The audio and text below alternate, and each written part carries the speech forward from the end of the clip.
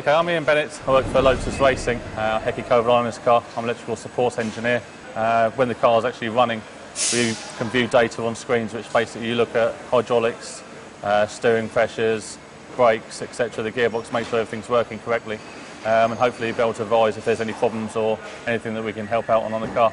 Normally before a race starts, I'm actually quite relaxed. The nerves are normally on Friday when the car hasn't run. You know, you're more, once you know the car's running, it's reliable, then the nerves tend to go away. But on a race day, you're normally quite calm until you go out on the grid, and then when you go onto the grid, you're thinking about all the things that you need to do. But it's reasonably calm. You know, we've been doing it quite a while now, so I'd like to say not too nervous. When we go to the grid, it's a bit of a race against time because the cars come through the pit lane. Once the cars come through the pit lane, you have to run to the grid to make sure you're there for when the car arrives. When the car arrives, we plug in. I'll get the data from the car. Basically, I need to look at the data, make sure everything's okay. Also, I need to make sure our Cosworth guys have a look at the data, make sure that's all okay.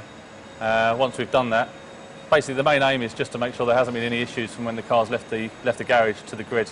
You know, you can often have a few problems that you need to iron out. Once we know that's okay, you'll have sort of 2 or 3 fire-ups on the grid to make sure everything's okay with the engine. At that point, I also make sure the steering wheel's ready to go for the driver. Got various switch positions and make sure that's okay for him. This is a Hecky Cove Island steering wheel. You have 2 paddles on either side here. This one's for gear up, this one's for gear down.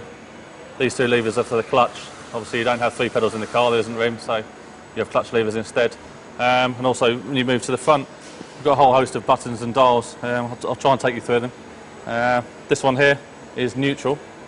Basically when you're switching down through the gears, say you're going into a hairpin, you don't want to keep going down and all of a sudden find yourself in neutral, because when you put your foot on the accelerator to drive out of the corner, it's quite embarrassing when you haven't got any gears. So basically once you get into first gear, you need to press that to get into neutral. Next one down is PC, which means pit confirm. Basically if the engineer asks the driver to come in, often during practice or for a pit stop, he will press this button and it will actually acknowledge that he's heard that command, and it also gives me, allows me to know that the driver's coming in and forewarn the pit crew. Next one down is torque, which is obviously for the radio. It's quite an easy one.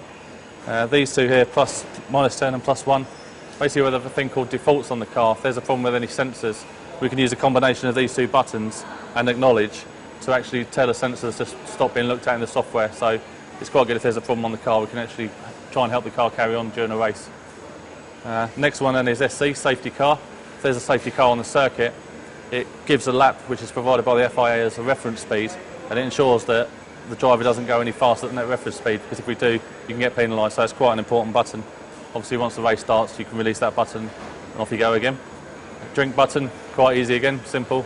Gives the driver a nice drink. Hopefully it's normally quite hot, but often they quite like it in the races. Moving to this side, pit limit button. Basically that's for the pit lane speed limiter. That limits the car anything between 60 and 100 kilometres an hour.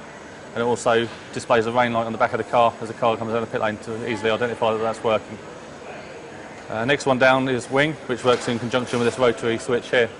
On our cars we have an adjustable front wing, which is electronically controlled, and basically you can use this dial here to add increments normally of ½ a degree. So what the driver can do, he can switch it to any position on here, and when he's ready to actually get that change, he'll press wing. So just by moving the dial won't actually move the wing, you have to move the dial and the button there. Going down, we've already spoken about these 2. Reverse, very similar to neutral. Obviously, you need to be sure, you definitely want to go into reverse, so you have to press and hold that for 3 seconds to get reverse gear. Next one down is bike point finder. Basically, it's the same as when you're in your car. When you bring the clutch pedal up, it's to find the bike point. It's a very accurate way of doing that, and that plays quite a large part for the launches in the race. Moving through the rotary switches on here, you've got 3 here which control the differential. Entry, mid and exit. That adjusts the torque loading on the diff. A lot of the times when you're out on the circuit, obviously the fuel load's decreasing, tyres are degrading, you know, you've got rubber on the circuit, the way the car handles is different. So the driver can use these, and also the engineers will say possibly to make a change on these. Moving down here, we've got the clutch position here. Obviously you get wear on the clutch, and there's different maps which are associated with this, so it's often one of the engineers will make a call and tell the driver to move to different positions. This here is a multi-function switch. We use it to use all different kinds of different parameters which we can change on the car.